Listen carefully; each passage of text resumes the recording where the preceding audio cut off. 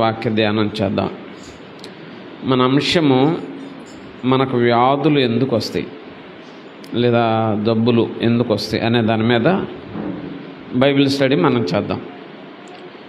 వ్యాధులు వచ్చినప్పుడు పరుగులు తీయటం తెలుసు, కానీ వ్యాధి విషయంలో దేవుని చిత్తం ఏంటో మనం ఎరగటం మనకు తెలియదు. కాబట్టి కొంచెం మనసు పెట్టండి, వాక్యం మీద ఏకీభించడానికి ప్రయత్నం చేయండి. సాధ్యమైనంత వరకు మరి ఈ ధ్యానం అయిన తర్వాత మళ్ళీ ఆన్లైన్లో ఓ ప్రత్యేకమైన ధ్యానం ఉంది. గృహాలకు వెళ్ళిన తర్వాత దాంట్లో కూడా జాయిన్ అవ్వండి. వాక్యము ఇబ్బడి ముబ్బడిగా సంఘంలో నుంచి మన దగ్గర నుంచి వెళ్ళటం అది మనకెంతో ఆశీర్వాదం. వాక్యం లేకుండా ఉన్నటువంటి వాళ్ళు కోకొల్లలు. దేవుడు మనకిచ్చిన ఘనత అదే కాబట్టి వాక్యాన్ని సద్వినియోగం చేసుకోండి. మనము మూల వాక్యముగా ఫిలిప్పీ పత్రికలోకి వెళ్ళి దానిలో నుంచి ఒక భాగాన్ని మనం తీసుకుని దేవుని వాక్యాన్ని మనం చూస్తే మనకు మంచిదని నేను ఆశిస్తూ ఉన్నాను. ఫిలిప్పీ రాసిన పత్రిక 2వ అధ్యాయం అనుకుంటున్నాను, చూడండి దయచేసి.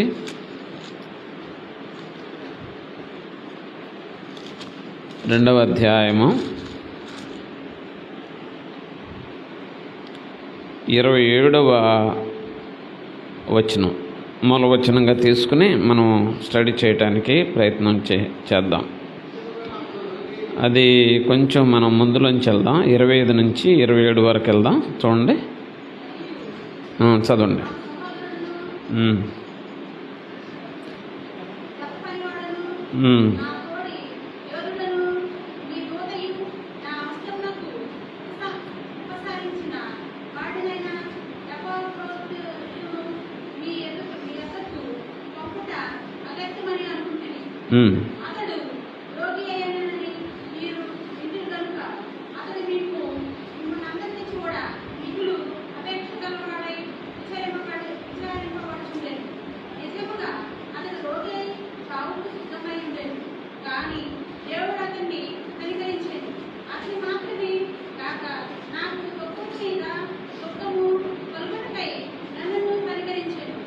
దుఃఖము మీద దుఃఖము కలుగకుండుటకై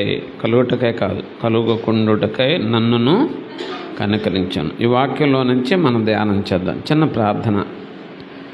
మా కనికరమ కలిగిన తండ్రి, లేఖనమును చూసినప్పుడు మీ కరుణ చొప్పున మీ కార్యం చేయమని, మీ దయా సమృద్ధులు మీ లేఖనము ఉన్నతమైన భావాలను చూచుటకు కరుణించమని కోరి వాక్యము కొరకు కృప చూపించి బలపరచమని, బోధించమని, అవగాహన చేయమని ప్రభువైన యేసుక్రీస్తు నామమున ప్రార్థించున్నాము తండ్రి, ఆమెన్. వాక్యమును శ్రద్ధగా, చురుకుగా, తప్పులు లేకుండా జాగ్రత్తగా చదవటం నేర్చుకోవాలి. చేయుడి అన్న మాట చేయకుడి అని చదివితే అది మన నాలుకలో ఉన్న పొరపాటు. అంటే దేవుడు చెప్పని దాన్ని చేసినట్టు. కాబట్టి జాగ్రత్తగా చదవాలి. బైబిల్ చదివేటప్పుడు తప్పులు చదవకూడదు. ఇక్కడ ఎపఫ్రోదితు గురించి మాట్లాడాడు దేవుడు. ఏమని మాట్లాడాడంటే, అతనికి ఏమొచ్చింది అని అంటే, ఎపఫ్రోదితుకు అతని గురించి క్వాలిఫికేషన్లు ఎలా మాట్లాడాడంటే, నా సహోదరుడు అన్నాడు, జత పనివాడు అన్నాడు, నా తోటి యోధుడు అన్నాడు, మీ దూత అన్నాడు, నా అవసరమునకు ఉపచరించినవాడు అంటే పరిచర్య చేసినవాడు అన్నాడు. ఎన్ని లక్షణాలు ఉన్నాయి చూడండి ఇక్కడ. 1 నా సహోదరుడు, 2వది జత పనివాడు, 3వది యోధుడు, నా తోటి యోధుడు అంటే పోరాడేవాడు అన్నమాట. మీ దూత, నా అవసరములకు పరిచర్య చేసినవాడునైన ఎపఫ్రోదితు. అతడు రోగి ఉన్నాడు అని 26వ వచనంలో ఉంది. 27వ వచనం అంటాడు, అతడు రోగి సావుకు సిద్ధమై ఉండెను కానీ దేవుడు అతన్ని కరుణించెను. రోగం గురించినటువంటి ఆలోచనలు మనకు కావాలి. రోగం ఎందుకు వస్తుంది? బైబిల్లో చాలా అర్థాలు ఉన్నాయి. మనం అప్పుడప్పుడు దేవుని వాక్యం చదువుకున్నప్పుడు ఏం చదువుతామంటే,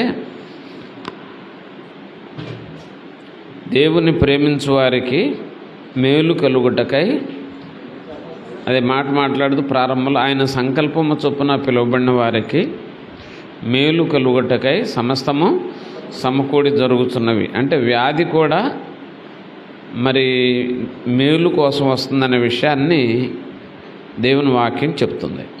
ఆ మేలును మనం పరిశీలించాలి. అండ్ అలాగని అన్ని సందర్భాల్లో వ్యాధి మేలు కోసం వస్తుందని బైబిల్లో లేదు. కాబట్టి దాన్ని అంచెలంచెలుగా మనం జ్ఞాపకం చేసుకోవటం మనకు చాలా మంచిదన్నమాట. యోబు గ్రంథం 23వ అధ్యాయము మనం చూస్తే 23వ అధ్యాయం 2వ వచనంలో మనం చూస్తే కింద వచనంలో నేను మూలుగులు ఇడుతున్నాను, తిరుగుబాటు చేయుచున్నాను, నా మూలుగుల వలన తిరుగుబాటు ఎక్కువైపోయింది అన్నాడు. మూలుగు ఎందుకంటే కింద అన్నాడు నా వ్యాధి నా మూలుగు కంటే భారముగా ఉన్నది అన్నాడు. నా వ్యాధి నా మూలుగు కంటే భారంగా ఉంది. మూలుగుల వలన ఏం దేవుడు రా బాబు, దేవుడు ఏమైనా కాపాడుతున్నాడా, దేవుడు ఏమైనా సాయం చేస్తాడా, అసలు ఉన్నాడా, ఎందుకు నాకు ఈ బాధలు ఎందుకు పెట్టాడని అప్పుడప్పుడు మనం అంటామన్నమాట.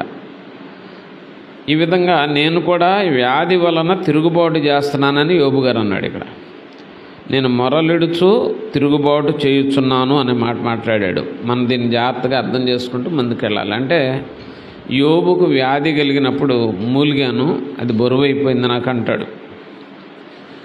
2వ అధ్యాయంలోకి మనం వెళితే ఆ వ్యాధి ఎందుకు వచ్చిందనేది మనకు కనపడుద్ది. నువ్వు వెళ్ళి పరీక్షించుకో, శోధించుకో అన్నప్పుడు 2వ అధ్యాయము 5వ వచనం నుంచి 8వ వచనం వరకు మనం చూస్తే యోబు గ్రంథంలో సాతానుడు వచ్చి ఏం చేశాడంటే క్రియ చేశాడని, ఆయన్ని వ్యాధి ద్వారా ఏం చేశాడంటే నలగొట్టాడనే విషయాన్ని ఇక్కడ మనం చూస్తాం. అయితే మామూలుగా మనం గ్రహించాల్సింది 7వ వచనంలో చూస్తే యెహోవా సన్నిధి నుండి బయలువెళ్ళి, అపవాది యెహోవా సన్నిధి బయలువెళ్ళి అరికాలు మొదలుకొని నడినెత్తి వరకు బాధగల కురుపులతో యోబును మొత్తెను. వ్యాధి ఎందుకు వచ్చిందంటే దేవుడు పర్మిషన్ ఇచ్చాడు. వ్యాధిని పెట్టినవాడు మరి సైతాను అని ఉంది ఇక్కడ వాక్యంలో కదా. మనం చూస్తే అంటే దేవుడు మరి లేఖనాల్లో చాలా విషయాలను బహు స్పష్టంగా రాశాడు. సాతాను క్రియ నలగొరటం, బాధ పెట్టడం, వాడి క్రియని మొదటగా మనం చూస్తాం కదా. బాగా అర్థం చేసుకోవాలి. సాతానుడు ఎప్పుడు కూడా తనకి విరోధమైన మనుషుల విషయంలో, ముఖ్యంగా పరిశుద్ధుల విషయంలో మరి ఏం చేస్తాడంటే ఎక్కడ అవకాశం దొరికితే వాడు అక్కడ మనల్ని బాధించడానికి సిద్ధంగా ఉంటాడని మనకు బైబిల్లో చాలా విషయాలు తెలుసు. దేవుడు హృదయపూర్వకంగా విలాప వాక్యాలు అంటాడు. చూస్తారు ఒకసారి. విలాప వాక్యముల్లో ఓ గంభీరమైన మాట దీనికి అనుబంధంగా మనకు దాచబడుద్ది అన్నమాట. ఈ భాగంలో ఏమని ఉంటుందంటే విలాప వాక్యాల్లో మీరు చూడండి 3వ అధ్యాయంలో మనం చూస్తే 3వ అధ్యాయంలో వెనుక వాక్యం ఉంటుంది. ఇక్కడ 33వ వచనంలో ఉంటుంది. మనం చూస్తే 31 నుంచి చదవచ్చు, చదివితే బాగుంటుంది. ప్రభువు సర్వకాలము విడనాడడు, ఆయన బాధ పెట్టినను తన కృపా సమృద్ధిని బట్టి జాలిపడును, హృదయపూర్వకముగా ఆయన నరులకు విచారమునైనను బాధనైనను కలుగజేయుడు. ఆయన ఏదన్నా బాధ కలుగు చేసి అంటే ఏదైనా రీజన్తో చేస్తాడు, కానీ ఆయన మాత్రం బాధ పెట్టాలని. ఇప్పుడు యోబుకి ప్రభు బాధ పెట్టాలనుకోలే, ఒక పర్పస్ పెట్టుకున్నాడు. యోబు యొక్క మంచితనాన్ని సాతానుడికి చూపించాలని అప్పుడు అనుమతించాడు. వీడు ఇంకో పరీక్ష ఏమైనా పెట్టాడంటే పెట్టలేదు, వ్యాధి అనే దాన్ని తీసుకొచ్చి పెట్టాడు. వ్యాధి అంటే ప్రతి మనిషి కూడా కుంగిపోతాడు, ప్రతి మనిషి కూడా విశ్వాసాన్ని పాడు చేసుకుంటాడు. కాబట్టి ఖచ్చితంగా వ్యాధి అనేది ఒక అస్త్రంగా వాడాలని ఏం చేశాయంటే ఇక్కడ మరి మనం చూసినప్పుడు దుష్టుడు ప్రయత్నం చేసినట్లుగా కనపడుతుంది. వ్యాధి అనేది చాలా భయంకరమైంది. వ్యాధి విషయంలో మరి ఆలోచన చేస్తే, కానీ రక్షించబడిన వాళ్ళు వ్యాధి అనేది ఒక పరిగణలోకి రాదంటానికి యోబు సూచన అనమాట. చిన్న తలనొప్పి వస్తే ప్రార్థనలు ఎగ్గొట్టేవాళ్ళు ఉన్నారు, నడు నొప్పి వస్తే ఒంటి నొప్పి వస్తే దేవుని సంధి ఎగ్గొట్టేవాళ్ళు ఉన్నారనమాట. వీళ్ళకి వ్యాధి మీద పట్టులేని వాళ్ళు అనమాట. ఎంత వ్యాధి అయినా కానీ దేవుని సంధిలోంచి నన్ను వేరు చేయలేరు అని దేవుడు ఆ వ్యాధిలో కూడా యోబు ద్వారా మనుషుల యొక్క భక్తిని రుజువు చేశాడు. అంటే సైతాను ఆ వ్యాధి ద్వారా ఏం చేయాలనుకున్నాడంటే యోబులో అవిశ్వాసాన్ని రప్పించి పడగొట్టాలని చూశాడు. కానీ యోబు వ్యాధిని బట్టి విశ్వాసాన్ని పాడు చేసుకోలే. ఇంతెందుకు మీరందరూ చూసి మీ ముందు చాలా ఉదాహరణలు సంఘంలో ఉన్నాయి. వ్యాధి వచ్చినప్పుడు ఏకంగా మరి మన దేవుని మందిరానికి చిన్న చిన్న వాటికి మానుకున్నప్పుడు వాళ్ళు ఉన్నారు. పెద్ద పెద్ద వ్యాధులు అయ్యి ట్రీట్మెంట్లు, హార్ట్ ట్రీట్మెంట్లు జరిగినా కానీ నిర్లక్ష్యంగా దూసుకెళ్ళిపోయేటువంటి దేవుని సేవకులు ఉన్నారు. మీ ముందు నేను కూడా ఉన్నా. వ్యాధి మనిషిని కుంగదీసుద్దా? తీయదు. శరీరాన్ని కొద్ది రోజులు ఆపుద్ది అంతే. శరీరాన్ని కదలకుండా చేస్తుంది, సంతోషంగా ఉండకుండా చేస్తుంది. ఎందుకంటే అలా అయితే మనిషి కుంగి దేవునికి వ్యతిరేకంగా మాట్లాడతాడని ఆలోచన అన్నమాట సైతాన్. అందుకే అది సాతాను ప్రణాళికలో ఒక భాగం అని మొదటి మాటగా మనం చూడొచ్చు. సాతాను ప్రణాళికలో మొట్టమొదటి మాట. మార్కు సువార్తలోకి వెళ్దాం. మార్కు సువార్తలోకి వెళ్తే రెండవ విషయాన్ని మనం చూడొచ్చు. ఈ స్టడీలో జాగ్రత్తగా చూడండి. వ్యాధి ఎందుకు వస్తుందని బైబిల్ చెప్పిందో మనం చూద్దాం. మార్కు సువార్త 5వ అధ్యాయంలోకి వెళితే 5వ అధ్యాయంలో 35వ వచనంలో చూస్తే సమాజ మందిరపు అధికారి నీకు వచ్చారు. సమాధి మందిరపు అధికారి గురించి వచ్చారు. నీవు నీ కుమారుని ఎందుకు బాధ పెడతావు సేవకుడిని, ఆమె చనిపోయింది కదా అని చెప్పేసి వాళ్ళు చెప్పారన్నమాట. ప్రమాణం చెప్పినప్పుడు 34లో చూస్తే ఏమన్నాడంటే నీ విశ్వాసము నిన్ను స్వస్థపరిచిన మాట్లాడితే ఏమన్నాడంటే స్వస్థపరిచింది. నీకు కావాల్సింది ఏంటంటే సమాధానం. వ్యాధి విషయమైన ఆందోళన పడకుండా సమాధానంగా ఉండు. దేవుడిని విశ్వాసాన్ని బట్టి స్వస్థపరుస్తున్నాడని చెప్తూ అక్కడ సమాధానాన్ని తీసుకుని వెళ్ళమని చెబుతున్నాడు అక్కడ ప్రభు వాక్యంలో. మనం వ్యాధిలో కూడా బాధలో కూడా సమాధానకరంగా ఉండాలనేది దేవుని యొక్క ప్రణాళిక. జాగ్రత్తగా అర్థం చేసుకోండి. ప్రభు యొక్క ప్రేమను బట్టి అర్థం చేసుకోండి. నీలో ఉన్న ఆందోళన, అక్కసు, ఆవేశము, కుంగుదల అంతా బయటికి రావటానికి కాదు వ్యాధిలో కూడా నెమ్మది. డాక్టర్లు ఏమంటారంటే కూల్గా ఉండు, ప్రశాంతంగా ఉండు, రెస్ట్ తీసుకో, హ్యాపీగా ఉండు, తగ్గిపోద్ది అంటారు కదా. కానీ వ్యాధి వచ్చినాక మనిషి ఏమవుతాడు చెప్పండి? హోపు, ఆ నిరీక్షణ కోల్పోతాడు.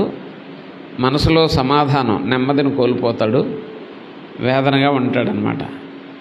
ఇక్కడ ప్రభువు కూడా సమాధానాన్ని చూపిస్తున్నాడు. ఇక్కడ వాక్యంలో చూస్తే మనం చూద్దాం జాగ్రత్తగా, మనం ఆలోచించేయటానికి ప్రయత్నించేద్దాం. ఇక్కడ మార్కు సువార్తలోనే 2వ అధ్యాయంలోకి వెళ్ళండి ఒకసారి. 3వ విషయాన్ని మనం చూద్దాం. 2వ అధ్యాయము మనం చూసినప్పుడు 5వ వచనాన్ని చూడాలి.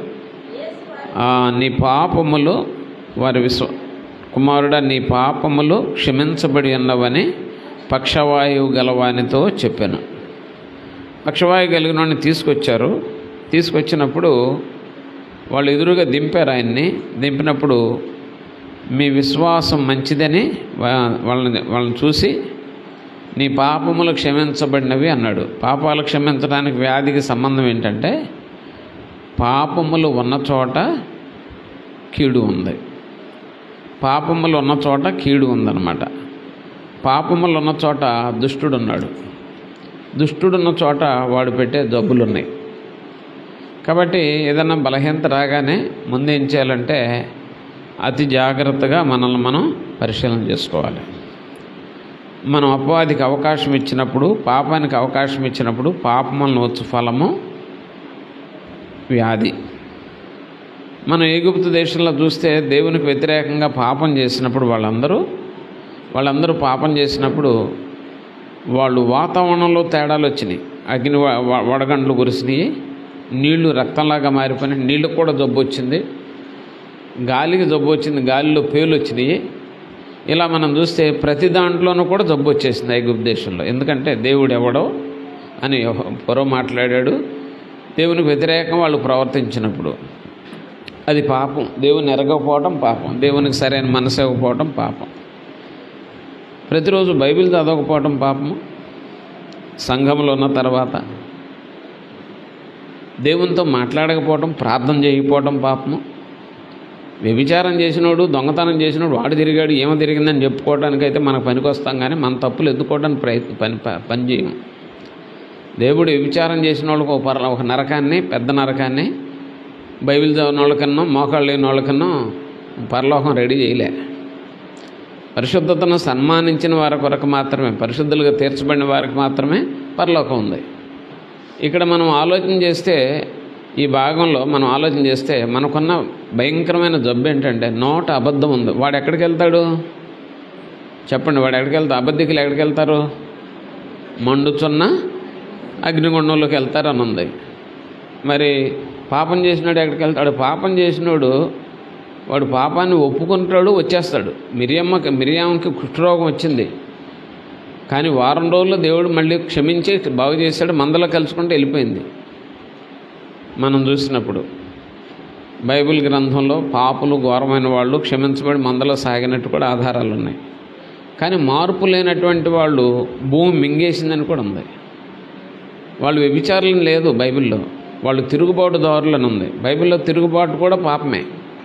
తిరుగుబాటు చేయుట సోది చెప్పుడు అన్న పాపముతో సమానం అన్నాడు. ఒక సంఘములో ఒక మనిషికి కానీ, ఒక సువార్థికుడికి కానీ, ఒక సంఘ పెద్ద కానీ, పరిచారకుడు కానీ, సహకారశ్రీ కానీ, రొట్టె విరిచే సోదరుడు ఓ పని చెప్పినప్పుడు ఆ పని చేయకపోవటమే పాపం, మేలైంది చేయకపోవటమే పాపం. కాబట్టి ఈ పాపం పలు రకాలు, ఎన్నో రకాలు. మాట వినకపోవటం పాపం, కొండకొరి మాటలు, సాడీలు చెప్పుకోవటాలు పాపం. పాపం చేసినోడు గురించి అసలు చెప్పకూడదు. పాపం చేసినోడు ఒకసారే పాపం చేస్తాడు, వాడు చేసేసినాక మారిపోవచ్చు. కానీ ఆ పాపం గురించి చెప్పుకున్నవాడు 5 ఏళ్ళు 10 ఏళ్ళు చెప్పుకుంటూనే ఉంటారు కదా, అవునా కదా? అంటే వాడు చేసినోడు పాపం చేస్తాడు, దేవుని ముందు ఒప్పుకుంటాడు, క్షమించేస్తాడు కదా. దేవుడు దావీదు, అబ్రహాం, బత్షెబతో పాపం చేశాడు. దేవుడు కోపం వచ్చింది, దేవుడు ఒక దెబ్బ కొట్టాడు, శిక్ష పెట్టాడు, ఈయన క్షమించమని అడిగాడు, క్షమించాడు. మళ్ళీ దేవుడు ఆయన ప్రేమించి అదే బత్షెబతో జీవితం జీవించినప్పుడు సొలొమోను ఇచ్చాడు. సొలొమోను దావీదు కంటే పెద్ద రాజు అయిపోయాడు. దేవుడు క్షమించాడు, ఇక నా ప్రియమైన దావీదు అని చెప్పుకున్నాడు. ఇప్పుడు ఏం జరిగింది మనం ఆలోచన చేస్తే, షిమీ లాంటి వాళ్ళు కానీ ఇతరులు కానీ ఏం చేశారంటే దావీదుని దుమ్మెత్తిపోశారు. చివరికి ఏం మిగిలింది మనం ఆలోచన చేస్తే, షిమీకే దిక్కు లేకుండా పోయించే వరకు మళ్ళీ అదే దావీదు మేలు చేయాల్సి వచ్చింది. ఎందుకు ఈ విషయాలు మనం పరిశీలిస్తున్నాం అంటే, పాపం పలు రకాలు. మీకు అందరికీ మళ్ళీ చెప్తున్నాను, వ్యభిచారం చేసినోడు, దొంగతనం చేసినోడు, మనిషిని కొట్టినోడు ఆ క్షణంలో చేస్తారు, మర్చిపోతారు, మార్చుకోవచ్చు. నోటి దోలు ఉన్నవాడు మారడు, మనసులో ఒకడి మీద అక్కస పెట్టుకున్నవాడు మారడు, ఆయాసం ఉండవాడు మారడు. అబ్బో ఈయన అటు చేశాడా, ఆయన అటు చేశాడా. యేసుప్రభుని ఇంట్లోకి పిలిచాడు ఒకడు, ఎవరో చర్మకారుడైన సీమోను పిలిచాడు. ప్రభువుకి కాళ్ళకి నీళ్ళు ఇచ్చాడు కడుక్కోవటానికి, మంచి పడక ఏర్పాటు చేశాడు, మంచి భోజనం పెట్టాడు, ఆతిథ్యం ఇచ్చాడు ప్రభుకి. కానీ ఇంతలో పాపం చేసి స్త్రీ వచ్చినప్పుడు, పాపం ఆమెకు సంబంధించిన విషయం, ఈయనకి ఎందుకు? అబ్బో ఏమతో కాళ్ళు కాళ్ళు టచ్ చేయించుకుంటున్నాడని ప్రభుకే పెట్టాడు ఎసర. అప్పుడు ప్రభు ఏం చేశాడంటే, నువ్వు ఆమె సమానమేనయ్యా, నువ్వు 50 పాపాలు చేసావు, ఆమెమో ఏం చేసిందయ్యా చెప్పండి, మీకు తెలీదా? 500 పాపాలు ఆమె చేసింది, నువ్వేమో 50 పాపాలు చేసావు, మీ ఇద్దరు సమానమే. అయితే ఒక విషయం ఏంటంటే, 500 పాపాలని క్షమించేశాను, 50 పాపాలను క్షమించేశాను, ఎవరికి లాభం ఎక్కువ అన్నాడు కదా. చదివారా ఉపమానాన్ని? చదివినప్పుడు ఏమన్నాడు? 500 పాపాలు క్షమించినోడికి లాభమా, 50 పాపాలు క్షమించినోడికి లాభమా? ఏది లాభం చెప్పండి. కాబట్టి నేను అంటాను, నాకు తెలిసి పెద్ద ఇప్పుడు మంచి విశ్వాసులుగా కానీ, సేవకులుగా కానీ, పెద్దలుగా కానీ మారిన వాళ్ళు గతంలో పాపాలు చేసిన వాళ్ళే, యవ్వన కాలంలో పాపాలు చేసిన వాళ్ళే. కాబట్టి గుర్తుపెట్టుకోవాల్సింది, మనం పాపం గురించి ప్రతి మనిషి ఆలోచించుకోవాలి. సమయానికి రాకపోవటం పాపం, నీకు దేవుడిచ్చినాక దేవునికి ఇవ్వలేకపోవటం పాపం, దేవుని అడగలేకపోవటం పాపం, ప్రేమించలేకపోవటం పాపం కాదు, ఎన్నో పాపాలు ఉన్నాయి. ఇక్కడ ఏమంటున్నాడంటే, పాపము అనేటువంటి దాని వలన ఏం జరుగుతుందంటే, మరి ఇతనికి కాళ్ళు చేతులు పడిపోయినాయి, పాపం. ఇతని పాపాలను క్షమిస్తే సైతానికి అధికారం పోద్ది, కాబట్టి వీడి పాపాలను క్షమిస్తున్నాను అన్నాడు. అంటే పాపముల వలన పక్షవాయువు వచ్చిందనే విషయాన్ని మాట్లాడుతూ నీ పాపాలను క్షమించానంటే నీ కట్లు తెంపేశాను, నీకు వ్యాధి తగ్గిపోయిందని చెప్పాడు. దేవునికి స్తోత్రం. ఇక్కడ మనం చూసినప్పుడు ఇది విధంగా మనం చూడవచ్చు. అర్థమైందా? ఇది రక్షించబడని వాళ్ళ గురించి అనుకున్నాం. రక్షించబడిన వాళ్ళ గురించి కూడా చూడాలిగా. కొరింథీ పత్రికలోకి వెళ్దాం. మొదటి కొరింథీ పత్రికలోకి వెళ్తే మనకు ఉంటుంది అన్నమాట. ఏంటి అని ఆలోచన చేస్తే 11వ అధ్యాయంలోకి వెళ్ళాలి. 11వ అధ్యాయంలోకి వెళ్తే మనకి ఇక్కడ దీనికి సంబంధించిన అనుబంధమైనటువంటి లేఖనం మనం చూడవచ్చు అన్నమాట. ఎందుకని అంటే ఇవే మనకు ప్రయోజనకరంగా ఉంటాయి, ఇవే మనకి ఆశీర్వాదకరంగా ఉంటాయి అన్నమాట. ఏమని మాట్లాడాడు? 11వ అధ్యాయమైనా 2వ కొరింథీ అనుకుంటా. చూడండి, 2వ కొరింథీ 11వ అధ్యాయంలో మనకు వెళ్తే బహు గంభీరమైన విషయాన్ని ఇక్కడ ప్రభు బల్ల గురించి మాట్లాడుతూ ప్రభు చూపించాడనమాట. చదివారా మీరు ఎప్పుడైనా? చూడండి ఒకసారి 11వ అధ్యాయము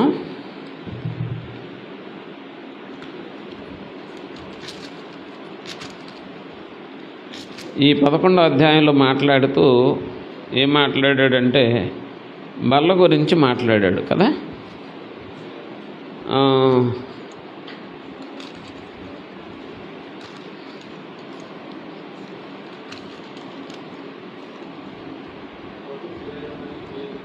పదకొండో అధ్యాయం మొదటి కొరింథీ 11వ అధ్యాయం మొదటి కొరింథీ. కాబట్టి ఎవడు ప్రభు యొక్క రొట్టెను తినునో, అయోగ్యముగా ఎవడు తినునో ఎవడు త్రాగునో వాడు ప్రభు యొక్క శరీరమును గురించి అపరాధి యగును అని కింద మాట్లాడుతూ ప్రతివాడు పరీక్షించుకుని తిని త్రాగవలని 28 అన్నాడు. 29లో నేను చదువుతానండి. ప్రభువు శరీరం అని వివేచింపక తిని త్రాగువాడు తనకు శిక్ష కలుగుటకే తిని త్రాగుచున్నాడు. ఇందువలన మీలో అనేకులు బలహీనులను రోగులునై ఉన్నారు, చాలామంది నిద్రిస్తున్నారు. అంటే అర్థం ఏంటంటే ప్రభువు బల్లని ఆలోచించకుండా తినేవాడు. ఆశీర్వాదాలు రమ్మంటే బైబిల్లో ఏమన్నాడు? ప్రభు బల్లనే ఆశీర్వాద బల్ల అన్నాడు. బల్ల తీసుకుంటూ బూతులాడితే ఎట్లా? బల్ల తీసుకుంటూ పోట్లాడితే ఎట్లా? బల్ల తీసుకుంటూ తమకు ఉన్న డబ్బుని వడ్డీ వ్యాపారంకి ఇస్తే ఎట్లా? బల్ల తీసుకుంటూ బూతులాడితే ఎలా? బల్ల తీసుకుంటూ నీ క్రమం లేకుండా నీ ఇష్టానుసారంగా ఉండేట్లా. కాబట్టి తప్పు. ప్రభు బల్ల చేపెట్టేవాడి జీవితం పర్ఫెక్ట్గా ఉండాలి. ఎందుకంటే రక్తంలో నన్ను దేవుడు కడిగాడని చెప్పుకుంటున్నావు కాబట్టి. ఇక్కడ ఏమన్నాడంటే ప్రభు బల్ల సరిగ్గా తినకపోవడం కూడా పాపమే, ప్రభు బల్ల విషయంలో శ్రద్ధ లేకపోవడం కూడా పాపమే. కాబట్టి నువ్వు ప్రభు బల్ల నిర్లక్ష్యంగా చేసినప్పుడు నీకు రోగం వస్తుంది అన్నాడు. ఇక్కడ ఇది మనం చూడొచ్చు. అంటే ఇది పాపం అన్నమాట. మూడో విషయం, ఒకటి సాతాను పెట్టాడు, రెండవది పాపముల వలన వచ్చింది, రెండు సమాధాన విషయమై వచ్చింది. సమాధాన పడాలి మనం, వ్యాధిని ఎదుర్కొని ఉండాలంటే. ఈ 3 విషయాలు మనం చూస్తాం ఇక్కడ. ఇప్పుడు యోబు గ్రంథంలో 4వ వచనంలోకి ఇవి మనం సరిగ్గా మొదటిగా చూసుకోవాల్సిన విషయాలు. అయినా కొంతమంది పరిశుద్ధులు నీతిమంతులు ఏ పాపం చేయని వాళ్ళు ఉంటారో వాళ్ళకి వ్యాధులు ఎందుకు వచ్చినాయి మనం చెప్పుకుందాం. ఇప్పటి వరకు మనం చెప్పుకున్నాం లోకంలో ఉన్న వాళ్ళకి ఎందుకు వచ్చినాయో చెప్పుకున్నాం. లోకంలో ఉన్నవాళ్ళు పాపంలో ఉన్న వాళ్ళకి వచ్చినాయి అన్నమాట. బల్లలో ఉండి కూడా పాపం చేసిన వాళ్ళకి వచ్చినాయని చెప్పుకున్నాం. ఇప్పుడు ఒకవేళ నువ్వు బల్లలో ఉండి కూడా నువ్వు ఒకవేళ కరెక్ట్గా ఉన్నా కానీ నీకు వ్యాధి వచ్చిందనుకో, అప్పుడేం చేయాలి? దాని గురించి కూడా మనం వాక్యం ఆలోచించాలి. వ్యాధి, మన ఇంట్లో పరిస్థితులు బాగాలేకపోవటం వ్యాధి. భార్య భర్తల మధ్యన సమాధానం లేకపోవటం వ్యాధి. భార్య భర్తల మధ్యన సరిగ్గా సఖ్యత లేకపోవటం, తండ్రులు పనికిరాని వాళ్ళు అయిపోవటం, కుటుంబానికి మేకు అయిపోవటం వ్యాధి. యజమాని అయిన వాడు భార్య పిల్లలను కొట్టడం అనేది ఆ కుటుంబానికి వ్యాధి. ఆ వ్యాధిలో నుంచి బయటపడటానికి ఏం చేయాలి అని అంటే దేవుని వాక్యం ప్రకారం పరీక్షించుకోవాలి. బల్ల తీసుకునేవాళ్ళు బల్ల తీసుకుంటే ఆ ముళ్ళును దేవుడు తీసేయడానికి రెడీగా ఉంటాడు. బల్ల తీసుకుంటూ నీ మనసు సరిగ్గా లేదనుకో, ఇక అది మేక అయిపోద్ది. అదేనమాట తెలుసుకోవాల్సిందే. ఇక్కడ మనం చూసినప్పుడు ఇప్పుడు యోబుకి మరి వ్యాధి ఎందుకు వచ్చిందంటే పరీక్ష కోసం వచ్చింది. పాపం చేశాడని లేదు అక్కడ కదా. వాక్యంలో ఏమన్నాడు 2వ అధ్యాయంలో, అతడు నోటితో ఏ పాపమైనను చేయలేదు అని ఉంది యోబు గురించి. ఎందుకు వచ్చింది అని అంటే, అతడు మంచివాడని దేవుడు సాతానుడికి చూపించకపోతున్నాడు కాబట్టి రుజువు చేయటానికి మంచివాడని చెప్పడానికి వచ్చింది. కొంతమంది జీవితాల్లో నేను మంచివాడిని మంచిదాన్ని అని చెప్పుకోవడానికి నీకు వ్యాధి రావచ్చు. ఎట్లాగంటే ఆ వ్యాధిని గెలిచి దేవుడు చూడు నాకు ఎట్లా చేశాడు, అది నన్ను చంపలేదు అని. ఇప్పుడు ఎఫ్రోదితు గురించి పౌలు గారు ఏమంటున్నాడంటే, అతడు చావుకు సిద్ధమైపోయాడు కానీ దేవుడు అతన్ని కరుణించాడు, అతడు సాక్షి అయ్యాడు. నాకు దుఃఖం కలగకున్నట్లు మీకు దుఃఖం కలగకున్నట్లు దేవుడు అతను బాగు చేశాడు అంటున్నాడు. అంటే ఎఫ్రోదితు చావు సంఘానికి కానీ సేవకుడికి కానీ బాధ కలిగించలేదు. ఇక్కడ ఎఫ్రోదితు వ్యాధి, ఆ ఎఫ్రోదితుకు వచ్చిన వ్యాధి వలన అతడు చచ్చిపోయి, నిజంగా అతడు చనిపోతే సంఘానికి బాధే, సేవకునికి బాధే, లోటు అన్నమాట. కానీ అక్కడ చావు దాకా ఎఫ్రోదితుని వెళ్ళనీయలేదంటే అర్థం ఏంటంటే ఎఫ్రోదితు చావును గెలిచాడనమాట, చావును గెలిచాడు. అలాగే యోబు రోగాన్ని గెలిచాడు. యోబుకు వచ్చిన వ్యాధి క్యాన్సర్ కంటే భయంకరమైంది. ఒళ్ళంతా దురదలు వచ్చేస్తుంటే, పుండ్లు వచ్చేసి చిల్లపెంకు తీసుకుని పరాపరా గోక్కుంటుంటే, రక్తం కారుతుంటే, బూడిదలో కూర్చుంటే మంటకి తట్టుకోలేక ఆ వ్యాధిలో దేవుడిని ఒక మాట అనుకోకుండా అదే టైంలో పిల్లలు చనిపోతే, ఆస్తిపోతే, ఆ వ్యాధిని అనుభవించినటువంటి యోబు వ్యాధిని గెలిచాడు. అయ్యా వాక్యమేనన్ను కొంచెం తలెత్తి శ్రద్ధగా తలెత్తినండి వాక్యాన్ని. నిద్రపోవడం కూడా మంచిది కాదు. దేవుని యొక్క ప్రేమను బట్టి మీరు అర్థం చేసుకోవడానికి ప్రయత్నం చేస్తే మీకు మేలు కలుగుతుంది. వినండి శ్రద్ధగా. అంటే యోబు వ్యాధిని గెలిచాడు. ఎందుకంటే పరీక్షలో గెలవటానికి మనం వ్యాధులను గెలిస్తే దేవుడు గెలిపించినట్లు. వ్యాధి ఎందుకు వస్తుందంటే నువ్వు గెలవాలని వస్తుంది, నువ్వు గెలవాలి జాగ్రత్తగా. కొంతమంది భక్తులు వ్యాధులను గెలుస్తారు, పెద్ద పెద్ద వ్యాధులను గెలుస్తారు, హార్ట్ ప్రాబ్లమ్స్ గెలుస్తారు, వ్యక్తిగత బలహీనతలు గెలుస్తారు, మానసిక బలహీనతలు గెలుస్తారు, ఎన్నో వస్తాయి గెలుస్తారు. కొంతమంది వ్యాధి లేకపోయినా కావాలని ఓవర్ వెళ్ళిపోయి తెచ్చుకుని వ్యాధులు తెచ్చుకునే వాళ్ళు ఉన్నారు. అయినా దేవుడు కొందరిని వారిలో ఏం చేస్తాడంటే ఆ వ్యాధి వచ్చినా సరే వాళ్ళని అక్కడే నాశనం అయిపోకుండా కాపాడి బయటకు గెలిపిస్తాడు దేవుడు. ఇప్పుడు యోబు గెలవటానికి వచ్చింది, గొప్పవాడు గెలిచాడని చెప్పడానికి వచ్చిందనమాట ఇక్కడ వ్యాధి. మనం చూసినప్పుడు ఇందాక మనం పక్షవాయు గలవాడి దగ్గర చూసినప్పుడు వాడి పాపములను బట్టి వచ్చింది అని ఉంది అక్కడ వాక్యంలో. ఇక్కడ ప్రభు బల్ల తీసుకునే వాళ్ళు అయోగ్యంగా ప్రభువుని ఆరాధించి బల్ల చేపెడుతున్నారు కాబట్టి రోగంలో వచ్చినాయి అని ఉంది అక్కడ వాక్యంలో. ఇక్కడ మనం చూసినప్పుడు ఈ విధంగా మనకు కనపడుతుంది. జాగ్రత్తగా అర్థం చేసుకొని మిమ్మల్ని మీరు దిద్దుకోవడానికి ప్రయత్నం చేయాలి. అంటే మన అవిధేయత బలహీనతను బట్టి వ్యాధి వచ్చింది అన్నాడు. ఇప్పుడు నాకు షుగర్ వచ్చింది. నాకు షుగరు ఎలా వచ్చిందని అంటే 2006 నుంచి 2009 వరకు ఆంధ్ర తెలంగాణలో 8 సిటీస్లో ప్రతి నెల వెళ్ళి సేవకులకి బైబిల్ క్లాసులు చెప్తూ ఉండేవాడిని. రాత్రులంతా ప్రయాణం చేయటం, పగలంతా ప్రయాణం చేయటం ఉండేది నాకు. ఉన్నప్పుడు నేను భోజనం చేయడానికి టైం ఉండేది కాదు. భోజనం చేస్తే మళ్ళీ ఇక మరి కాలకృత్యాలు ప్రాబ్లం ఉంటుందని చేయకోకుండా నేను బయలుదేరి వెళ్ళేవాడిని. ఈ అప్పి జ్యూసు లేకపోతే మంచి ఏదో యాపిల్ జ్యూస్ అన్నవి పెట్టుకుని ఎక్కువ 6 బాటిల్ 7 బాటిల్ తాగేవాడిని అనమాట. తాగుతూ ప్రయాణం చేసేవాడిని. ఆ షుగర్ కంటెంట్స్ టూ మచ్ అయిపోయింది అన్న బ్లడ్లో.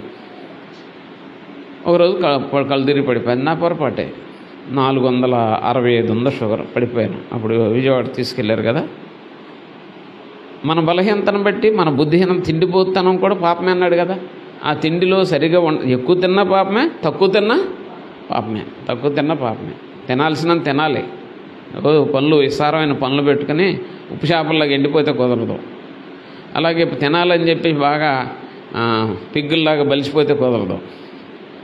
బ్యాలెన్స్డ్ ఉండాలన్నమాట. పాపం అని తిండిపోతాను. అట్లాగే ఏంటంటే మన జీవితాన్ని కాపాడుకోవాలి. బల్ల తీసుకునే వాళ్ళు ముఖ్యంగా తెలుసుకోవాలి. ఇప్పుడు యోబుకి అయితే అది పరీక్షగా వచ్చింది. అతని పాపంలో బట్టి రాలే. సాతానుడితో దేవుడు ఛాలెంజ్ చేశాడు. మన పక్షంగా దేవుడు ఒక్కోసారి అపవాదితో పోరాడతాడు. కొత్తపేటలో ఉన్న నా విశ్వాసి చాలా గొప్పవాళ్ళు. వాళ్ళకి వ్యాధి వచ్చినా ఏదో వచ్చినా లొంగరాళ్ళు. వాళ్ళ సంగతి నీకు తెలుసా అని అనేటప్పటికి సైతాన్ దిగి వస్తాడు, ఖచ్చితంగా పెడతాడు. నువ్వు గెలవాలి వ్యాధిని. ఈ వ్యాధి దగ్గర ఏం చేస్తావంటే వ్యాధి ఉందని పడకేస్తావు, నువ్వు వ్యాధి ఉందని మోకరించవు, వ్యాధి ఉందని నువ్వు సణుగుడు గొణుగుడు బయలుదేరుద్ది, వ్యాధి ఉందని ఎవరో ఏదో చేయాలని చూస్తావు, అన్నీ ఎదవ ఆలోచనలు వచ్చేస్తాయి నీకు. యోబు గారిలో అలా రాలే. కాబట్టి వ్యాధి ఇక్కడ గెలవటానికి వచ్చిందనమాట. ఇక 5వ విషయంకి వెళ్తే 12వ అధ్యాయము కొరింథీ పత్రిక 2వ పత్రికలో 12వ అధ్యాయంలో అంటాడు 7వ వచనంలో, వ్యాధి వచ్చింది, నా శరీరంలో ఒక ముళ్ళు ఉంది అంటాడు పౌలు గారు. ఆ ముళ్ళు గురించి ఏమని వర్ణించాడంటే, నేను అత్యధికముగా హెచ్చిపోకుండానట్లు దేవుడు నా శరీరంలో ఒక ముళ్ళు నుంచెను అన్నాడు. ఒక ముళ్ళు ఉంచాడంట. అర్థమైందా? కొంతమందికంట ముళ్ళు పెట్టకపోతానంట భూమి మీద ఆగరంట. తెలుసా మీకు ఆ విషయం? కొంతమందికి వ్యాధులు కానీ లేకపోతే భూమి మీద ఆగరంట. వాళ్ళు ఎగిరెగిరి పడతారనమాట, ఉండదానికంటే ఎగిరి పడిపోతారు. అప్పుడప్పుడు ఎడ్ల బండ్లు కట్టేటువంటి కొత్త కోడి దూడలు మీరు చూసారా? ఆ కొత్త కోడి దూడలో ఎడ్ల బండి కాడి భుజం మీద పడి ఎగిరెగిరి పడి బండిని పడేస్తాయి అనమాట. అందుకని ఏం చేస్తారంటే ముందు దానికి నేర్పడానికి ఏం చేస్తారంటే దాని మెడలో పెద్ద దొంగ ఒకటి వేసి ఏం చేస్తారు, దాన్ని తోలుకెళ్తారు. ఆ దొంగ ఆ కాలుకి టపామని ఈ కాలుకి టపామని తగులుతూ ఉంటే దీన్ని ఎగురడంతా ఆగిపోద్ది కదా. మీకు తెలుసా? కొత్త గిత్తల్ని కొత్త ఎడ్లని ఏం చేస్తారంటే బండికి అలవాటు చేసేటప్పుడు అది బండికి పెట్టగానే ఎగిరెగిరి పడి బండిని పడేద్ది అనమాట. అందుకే ఇది ఆగేటట్లేదని ముందు మెడలో పెద్ద దొంగ ఒకటి వేసి దాన్ని తిప్పుతారనమాట. దాన్ని తిప్పినప్పుడు అది ఆకండి, అది ఎగిరెగిరి పడినప్పుడు కాళ్ళకి టపా దొంగ కొట్టుకున్నప్పటికీ ఆ నొప్పికి తట్టుకోలేక ఆగిపోద్ది. నెమ్మదిగా లాక్కెళ్ళటం నేర్చుకుంటుంది అనమాట. దేవుడు కూడా మనకు అప్పుడప్పుడు వ్యాధులనే దొంగలు తగిలిస్తాడనమాట. ఎట్లాగంటే నువ్వు హెచ్చిపోకుండా ఉండటానికి, చంపటానికి కాదు దేవుడు తీసుకొచ్చింది. అది నీకు వ్యాధి ఎందుకు వచ్చిందంటే నిన్ను చంపడానికి కాదు, నిన్ను కంట్రోల్ చేయడానికి వచ్చింది. నువ్వు బాగా ఉంటే అసలు దేవుడిని చూడగా. కొంతమందికి బాగుంటే ఏం చేయరా, దేవుని వైపు చూస్తారా? అసలు అన్నీ బాగుంటే దేవుడి వైపు చూస్తారా? నేను అడుగుతున్నా, మనిషి బాగున్నప్పుడు దేవుడు ఎప్పుడు తిరుగుతాడా, వ్యాధి ఉన్నప్పుడు దేవుడు ఎప్పుడు తిరుగుతాడా? అదనమాట అక్కడ విషయం. అందుకే హెచ్చిపోకుండా ఉండటానికి దేవుడు వ్యాధిని కలిగిస్తాడని అన్నాడు ఇక్కడ. అంటే నువ్వు హెచ్చిపోయి పాడైపోకూడదని నిన్ను కంట్రోల్ చేయడానికి వ్యాధిని ఒక దొంగలాగా కాళ్ళకి అడ్డం వేసినట్టు గెత్తకేసినట్టు నీకు దేవుడు అవకాశం ఇచ్చాడు. అంటే ఒక విధంగా చెప్పాలంటే ఇది దేవుని ప్రేమే. ఒక్కోసారి వ్యాధి, పిల్లోడు గాలికి తిరిగి వస్తున్నాడు అన్నమాట. ఆడుకునే పిల్లోడు 12 ఏళ్ళోడు 15 ఏళ్ళోడు, ఆయన మాట వింటలే. కానీ వాడికి అనుకోకుండా చిన్న దెబ్బ తగిలింది. అర్థమవుతుందా? వాక్యం వినాలండి. వానికి అనుకోకుండా చిన్న దెబ్బ తగిలింది. ఆ దెబ్బతో వాడు కూర్చున్నాడు.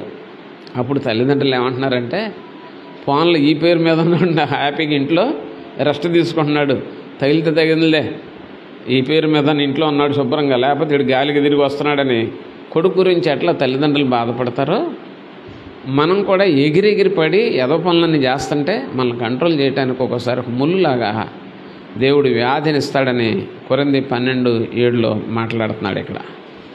కాబట్టి ఏదైనా బలహీనత వచ్చినప్పుడు ఎక్కడైనా ఎగిరిపడుతున్నానా అని ఆలోచించుకోవడం మనకు మంచిది. బాగా ఎగిరిపడటం అంటే ఏం లేదు, ఎగిరిపడటం అంటే ఏం లేదనమాట. 1/4 కిలో మాంసం తినాల్సినోడు 30 కిలో తింటూ ఉంటాడు ఒక్కోసారి. జబ్బులు రావా? తిండిపోతనంలో ఇష్టానుసారమైన ప్రవర్తనతో ఎగిరెగిరి పడుతూ ఉంటాం అన్నమాట మనం. అవి జాగ్రత్తగా ఉండి అక్కడ మనం వ్యాధిగ్రస్తకాలకు కాకుండా చూసుకోవాలి. ఇది 5వదిగా మనం చూడవచ్చు. యోహాను సువార్త 9వ అధ్యాయంలో ఒక పుట్టుగురుడ్డివాడు ఉన్నాడు. వీడికి గుడ్డితనం ఎందుకు వచ్చింది అని అడిగారు. 6వ విషయం మీకు చెప్తున్నాను, జాగ్రత్తగానండి. ఈ పుట్టుగురుడ్డితనం వీడికి ఎందుకు వచ్చింది అని అడిగారు. అడిగినప్పుడు ఏమైందంటే, మీరు చూడండి అసలు ఎంత చక్కని సందేశాన్ని యేసుప్రభు అక్కడ వాళ్ళకి ఇస్తున్నాడో మరి ఆలోచన చేస్తే మనం ఎంతో ఆదరించబడవచ్చు అనమాట. వీడికి ఎందుకు వచ్చింది గుడ్డితనం? పుట్టుగురుడ్డివాడిని బాగు చేశాడు ప్రభు కదా. పుట్టుగురుడ్డివాడిని బాగు చేసినప్పుడు వీడికి ఎందుకు వచ్చింది గుడ్డితనం అని కొంతమంది అడిగారు కదా. 9వ అధ్యాయము మనం చూస్తే ఈ 9వ అధ్యాయంలో 3వ వచనం మనం చూడాలన్నమాట. ఏమన్నాడంటే, వీడైనను వీని కన్నవారైనను పాపము చేయలేదు కానీ దేవుని క్రియలు వీని యందు ప్రత్యక్షపరచుటకు వీడు గుడ్డివాడుగా పుట్టెను. అంటే అర్థం ఏంటి, దేవుడు ఈ గుడ్డివాడిని బాగు చేస్తాడు, గుడ్డివాడిని బాగు చేయగలడని దేవుడు క్రియలు కనపడటం కోసం వీడికి దేవుడు గుడ్డితనం ఇచ్చాడు అని అన్నమాట అర్థం. అర్థమైందా? పేదరికం దేవుడు ఎందుకు ఇస్తాడు? పేదరికం వ్యాధి కాదు. పేదరికాన్ని తీసేసి దేవుడు దీవించగలడు అని చెప్పడానికి దేవుడు పేదరికం ఇచ్చాడు. ఆ పేదరికం యాక్చువల్గా పితరులను బట్టి పాపంను బట్టి కలిగింది. అలాగే వ్యాధి ఎందుకు వచ్చింది, గుడ్డితనం ఎందుకు వచ్చింది వీడికంటే, ఆ గుడ్డితనాన్ని దేవుడు బాగు చేసిన, ఆ దేవుడు అంత గొప్పడా అని దేవునికి మహిమ కలగటానికి ఇతనికి గుడ్డితనం వచ్చింది అంటున్నాడు. చాలామంది రోగులు, నాకు క్యాన్సర్ వచ్చింది తగ్గిపోయింది, నాకు దేవుడు తగ్గించాడు. మాలాంటి వాళ్ళు హార్ట్ ట్రీట్మెంట్ జరిగినాక మాకు గుండె తేడాలు వస్తే దేవుడు బాగు చేశాడు. ఇప్పుడు నాకు 3 సంవత్సరాలు నిండిపోయింది, 6 నెలలు కూడా ఉన్నానండి. ఇప్పుడు మనం చూస్తే దేవుని కార్యాలు, అమ్మో అయిపోయాడు అనుకున్నారు, కానీ దేవుడు అని లేపాడు, దేవుడు గొప్పోడు అని చెప్పుకోవడానికి కూడా వ్యాధులు వస్తాయంట. దేవుని మహిమ కోసం వస్తాయట వ్యాధులు. అర్థమవుతుంది ఇక్కడ ఎంత గంభీరంగా చక్కగా మాట్లాడుతున్నాడు, అర్థం చేసుకోండి. ఈ వ్యాధి ఎందుకు వచ్చిందంటే నీ మహిమ కోసం వచ్చిందని. నువ్వు ఎప్పుడన్నా దేవునికి నీకు వందనాలయ్యా, నువ్వు తగ్గిస్తావా, నీకు స్తోత్రం నేను చెల్లిస్తానని ఎప్పుడన్నా అనుకున్నావా? లేకపోతే దేవుడు నువ్వు ఉండవా, నీకు ప్రేమ ఉంది, అసలు నన్ను ఇట్లా బాధ పెట్టేసావండి, నాకు ఈ జబ్బు వచ్చేసింది అంటే అని దేవుడి మీద ఇసుక్కున్నావా? ఇక్కడ మనం ఆలోచించి ఇది 6వ పాయింట్గా మనం చూడొచ్చు. మనం ఆలోచన చేసినప్పుడు దేవుని క్రియలు ప్రత్యక్షపరచబడాలి. అక్కడ దేవుడి కార్యాలు క్రియలు చేయగలడని కనపడటానికి వస్తుంది వ్యాధి. ఎంత వ్యాధి అయినా సరే, ఇప్పుడు మనం చూసినప్పుడు కరోనాలో చనిపోయిన వాళ్ళు కొందరు మన మధ్యలోకి వచ్చాడుగా, జాన్సన్ అని గుంటూరు నుంచి సేవకుడు, ఆయన వాక్యం చెప్పడానికి లీడర్ సిస్టర్ గారులతో పాటు. ఆయన వయసు ఎంత, 45, 43 కదా. ఆయన చనిపోయాడు. 10 రోజులకు ఆయన భార్య కూడా చనిపోయింది, ఆయన కూడా చనిపోయాడు. మరి అలాంటప్పుడు మరి కొంతమంది మహిమ కోరసం అనమాట. ఇప్పుడు జున్ను ఉంది, జున్ను గర్భంలో ఉండగా తల్లికి కరోనా వచ్చింది. ఇప్పుడు బిళ్ళలు వేస్తే పిల్లకి సైడ్ ఎఫెక్ట్ ఇచ్చి కాల్లో చేయో లేకుండా పుడతారు. కాబట్టి మీరేం చేయాలంటే, ఏం వేసుకోవద్దమ్మా, పారాసిటమాల్ బిళ్ళ ఒకటి వేసుకోండి కొంచెం, అంతే ఒకటే, మీరు ఇక ప్రార్థన చేసుకోండి అని డాక్టర్ చెప్పేశారు. అందుకే ఇప్పుడు మనం చూస్తే అదే తను 8 నెలలు ఉన్నప్పుడు తల్లికి టైఫాయిడ్ వచ్చి ఇంకా తేడా వచ్చిందనమాట, ఆహారం లేకుండా.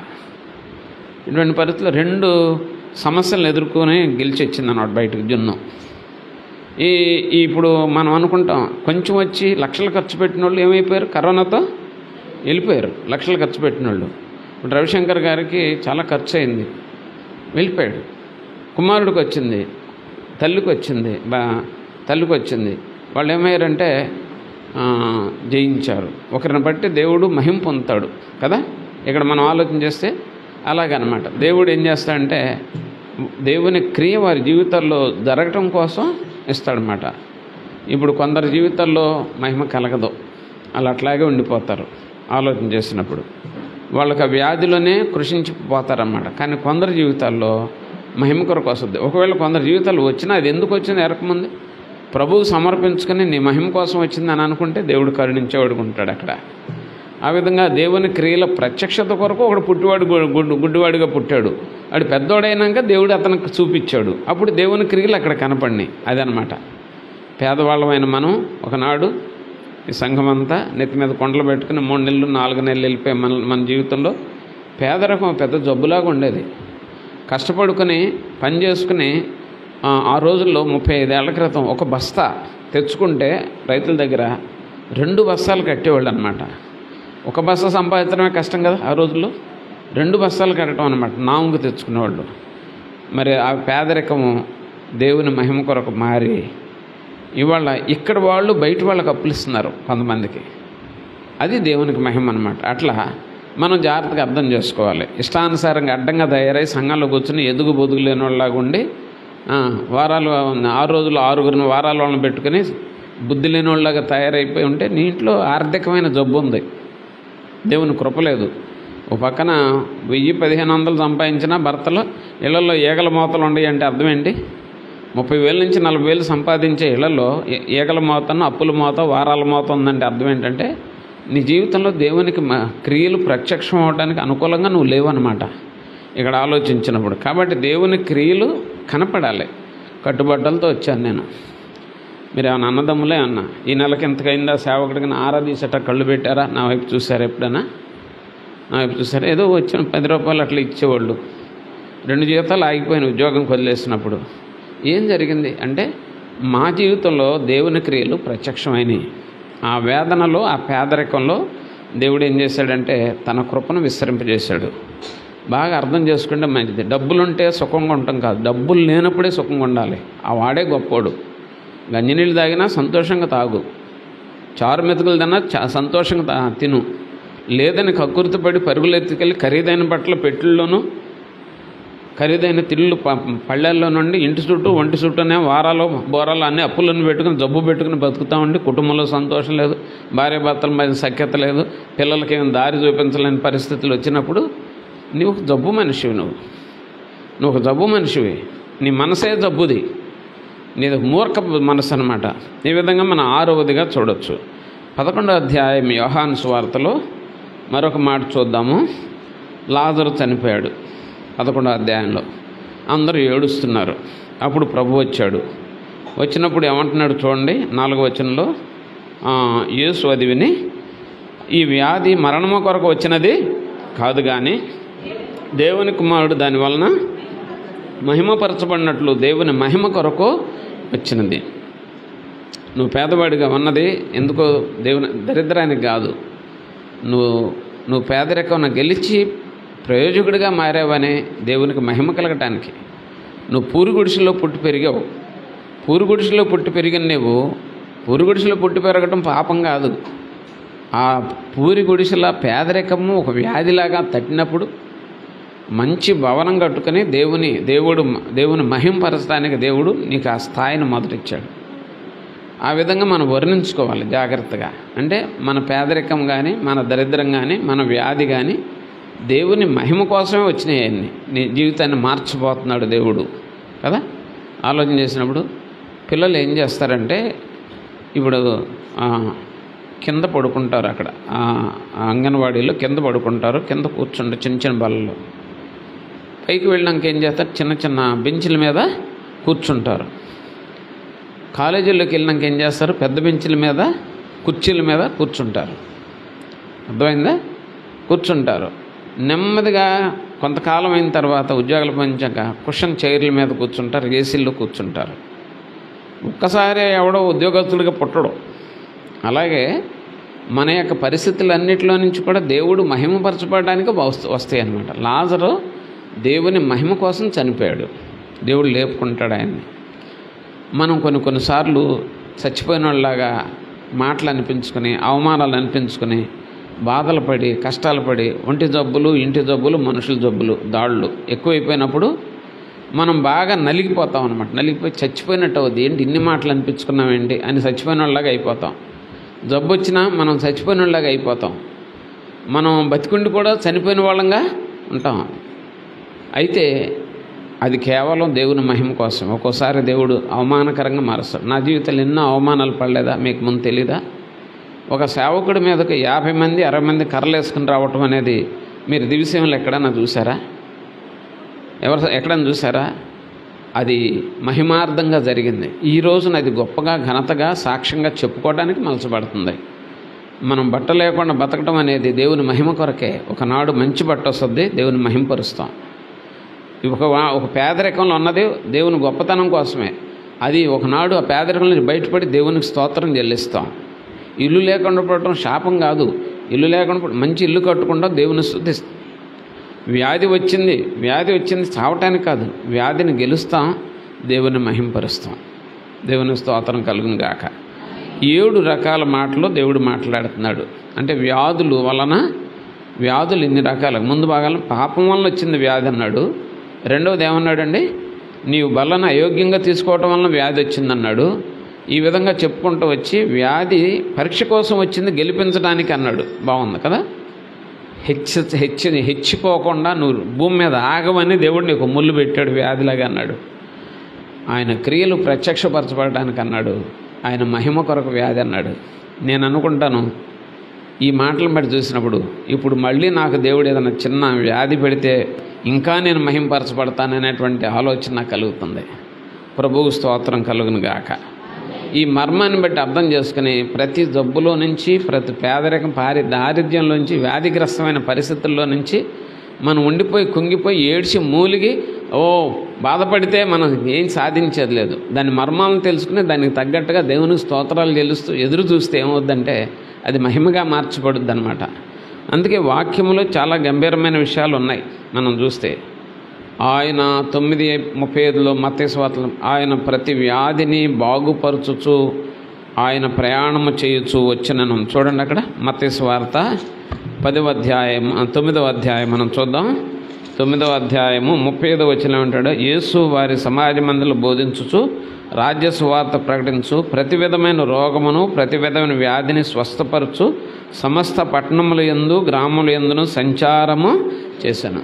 చూసారా, ప్రతి విధమైన వ్యాధిని బాధని కూడా బాగు చేస్తూ వాక్యం చెప్పుకుంటూ ఆయన అన్ని గ్రామాల్లో అన్ని పట్టణాలు తిరుగుతూ వచ్చాడు.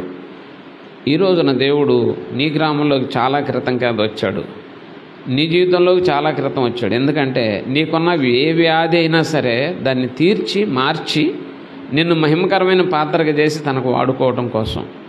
నేను చాలాసార్లు చెప్పాను, సహోదరులారా కింద కూర్చోండి అని చెప్తే తలగిరేసి కూర్చున్నారు మగోళ్ళు.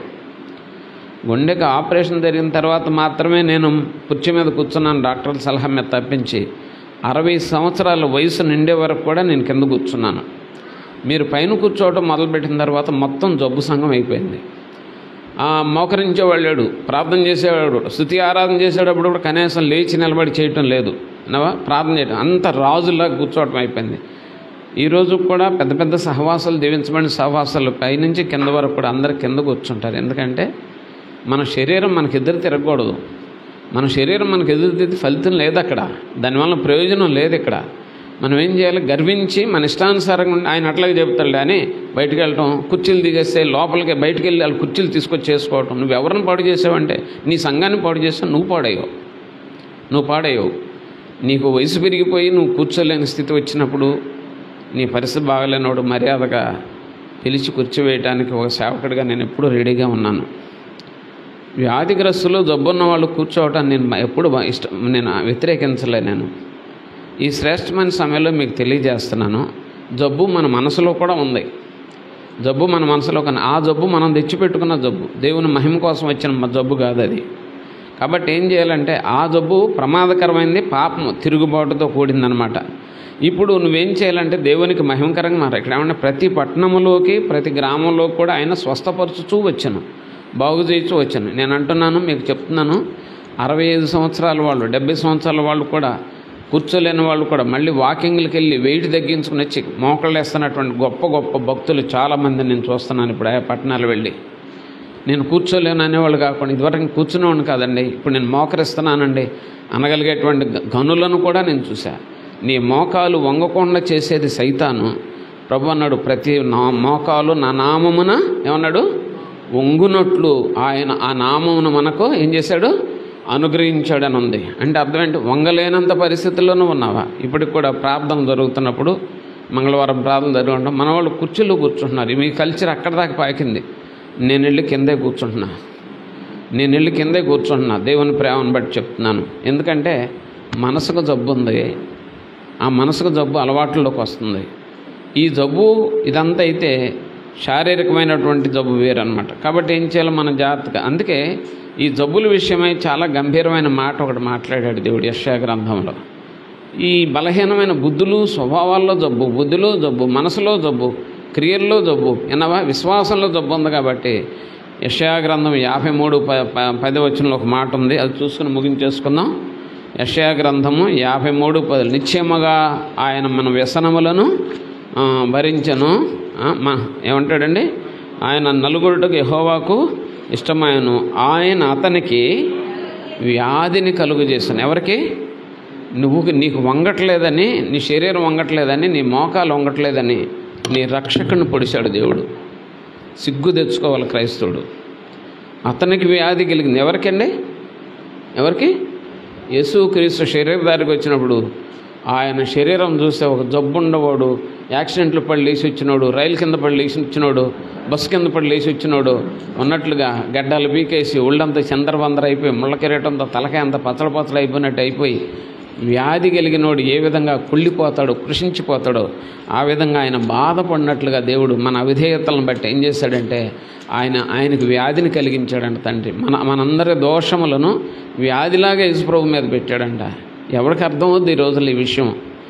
చిన్న పొరపాటేగా నువ్వు అనుకుంటావు, కానీ నీ ప్రతి దోషాన్ని కూడా ఆయన మీద మొప్పి వ్యాధిగ్రస్తుడుగా ఈ గడ్డం అలా పీకేస్తే ఆ చిగురుతో సహా దిగురొస్తే ఎన్నవా రక్తం కారతంటే గడ్డగెట్టుతుంటే వీళ్ళు కాండ్రించిన ఊసినటువంటి ఆ ఉమ్మి కళ్ళి ఆ రక్తంలో కలిసిపోతే ఇది కొద్దలు గడ్డలు కట్టేస్తే అది ఒక రకమైన కంపుగా రంగులోకి మారిపోతే ఆయన చూడ నొల్లని వానిగా మారిపోయి ఇటు నుంచి రక్తం గారిపోయి అంత అయితే ఈ వ్యాధి అంతా మన దోషములను మన పాప వ్యాధిని బాగు చేయడానికి ఆయన పడ్డాడు.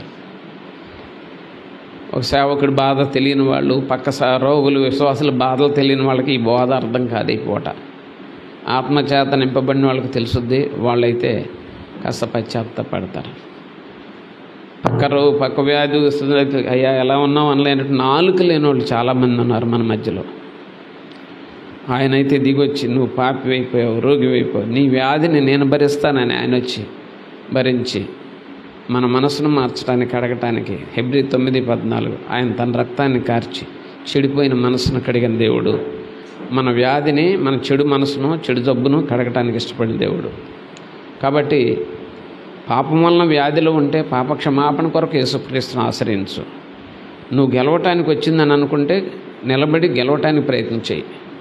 నీలో క్రియలు ప్రత్యక్షం అవ్వాలనుకుంటే నువ్వు రోషంగా నిలబడి ఆ వ్యాధి నన్నేం చేయదనుకుని నీ క్రియలు ప్రత్యక్షమయ్యేటట్టు నడుచుకో. దేవుని మహిమ కోసమేనయ్యా నేను ఈ బాధలు పడేది, రేపొద్దున నేను సువర్ణం వలె ప్రకాశిస్తానని యోబులాగా అంటానికి మనసుంటే ఏ కష్టాన్ని దేవా, ఏ కష్టమైన నాకు సంతోషం, ఏ వ్యాధి అయినా ఏ బాధ అయిన సంతోషం, ఎందుకంటే దానికి నేను అర్హుడిని, నీ మహిమ కోసం నా జీవితంలోకి అన్నీ వస్తాయని చెప్పేసి నువ్వు చెప్పగలిగితే నీకు వచ్చినటువంటి కష్టం కానీ, బాధ కానీ, వ్యాధి కానీ దేవుని మహిమ కోసమే. కాబట్టి ఏం చేయాలి అప్పుడు? ఈ విధమైన అనుభవాన్ని దేవుడు అక్కడ చూపించాడు. ఎఫ్రదీతు చావ సిద్ధమయ్యాను, కానీ దేవుడు అతన్ని కనికరించను గనక అతడు బ్రతికాడు. మనం ఎప్పుడో చిన్న వ్యాధుల్లో ఉన్నప్పుడు మనందరికీ తెలియకుండా కరోనాలో చెల్లిపోయినాయి చాలామందికి, మనకు తెలియకుండా వచ్చి వెళ్ళిపోయినాయి.